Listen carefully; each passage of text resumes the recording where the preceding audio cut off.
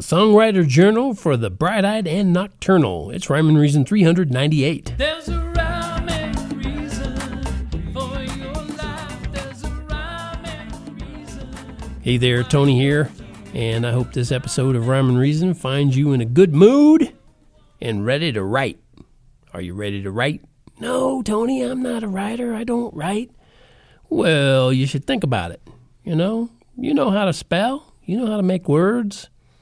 And over the years, I've done a lot of journaling, and I've seen my Songwriter journal, you might call it, go from a spiral notebook to the digital blog posts that I write on TonyFunderburk.com. And this particular post that I am also turning into a podcast episode is an example of that. Of course, every one of them are examples of that, how I'm keeping a journal. I'm keeping track of things, my thoughts and ideas and hopes and aspirations and motivations, etc., etc., etc. Well, I remember back way before the digital age, the real, big-time computer, personal computer digital age, I used to carry around my 19-cent Bic pen, carried it around like a chewed-up cigar, and it was a chewed-up pen usually. And I always had my trusty notebook in the seat of my car next to me. And when I would think about something I'd want to write, or I'd see something I'd want to write about, I'd stop, and that's what I do. But now I can just tell Siri to take a note. Siri, take a note. And then I can just copy and paste that into my blog when I get back to my computer. And at this point, you might be going, why are you telling me this? Well, here's why I brought it up. I've kept a Songwriter journal literally every year of my life, and I mean for decades. How many decades, Tony? Are you old? Shut up. Well, so what then, Tony? Why should that mean anything to me, you might be saying? Well, I'm glad you're curious. And maybe it doesn't mean anything to you, because maybe you're not a songwriter, and you've never been one, and you never want to be one. I get it. That's a case, but it's no problem. But I'm willing to bet you that you are a person who does something worth remembering. Yeah? Think so? No? You don't think so? I bet you are. I bet you are a person who does at least something worth remembering. And even if you think you don't do anything worth remembering, I still recommend keeping a journal, because there might be someone or many someones who'd love to know more about you. Or they might just be curious why you were so darn boring.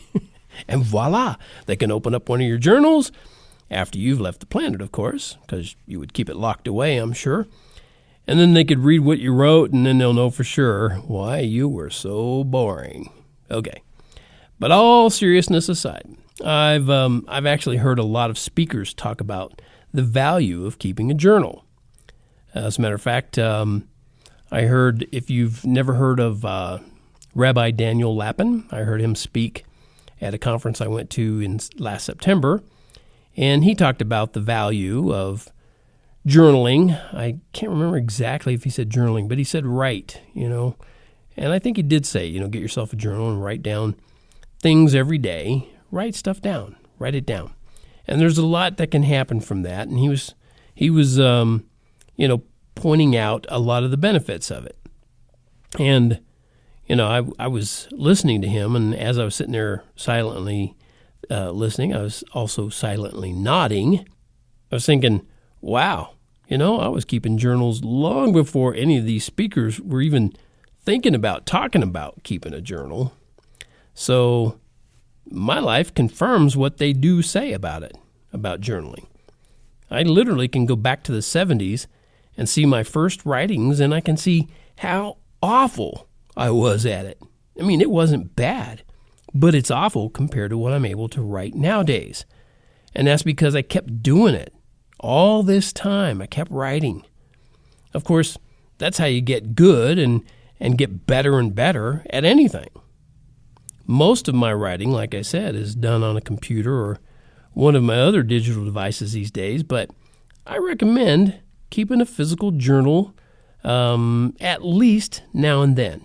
You don't have to do it all the time, and if you all you want to do is get yourself a blog or do something digital on your computer, that's great. That's a great way to do it. But there's something fun about connecting those thoughts in your head to a paper page with just the swirling movements of your hand and ink from your pen. There's something pretty cool about that. So as you live your life each day, you might think up some things to say, and if you do, then right away, grab your journal and write away. Get that? See what I did there? Take my word for it, kid. You'll be glad you did. That's it for this episode of Rhyme and Reason, brought to you by TonyFunderburk.com, where you'll always find, always, day or night, 24/7, 365, this year 366, fine words and music, merchant books, and rhymes and reasons. And I encourage you, admonish you, and recommend that you never forget life has rhyme and reason because God made you. There's a